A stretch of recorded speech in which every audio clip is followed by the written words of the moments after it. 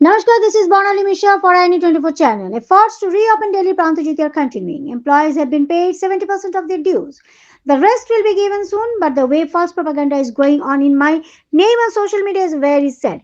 Today, in a press conference, Nilay Paul, the leader of Prantujiti Daily, made this comment.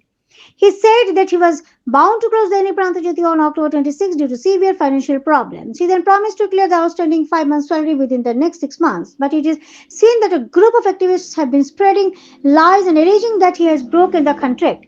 Personal and family matters are also drawn into the debate. Whenever there is a discussion about the sale of the newspaper or partnership with any group, it is seen that three activists hold a press conference to complicate the situation. Then the investors no longer have the courage to invest, as a result of which the revitalization process of this magazine is disturbed. Besides, three workers refused to take salary. He countered that two responsible persons were responsible for the closure of Prantujyoti. However, he said that he has kept all avenues of discussion open and he asked not to be confused by false propaganda. Nilay said that he is ready to discuss any problem with an open mind. For more news and updates, subscribe our channel and 24 and follow Facebook page.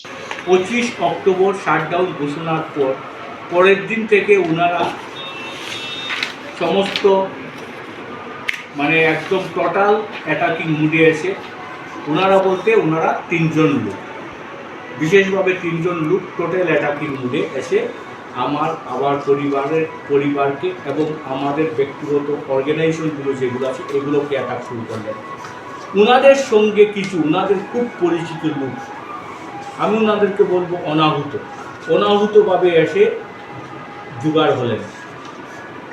পরে একদম খুব সামান্য সংখ্যায়, কিন্তু সামান্য, উনি বলছেন লোক সমাজ ওনাদের সঙ্গে আছে। কোন লোক সমাজ আছে?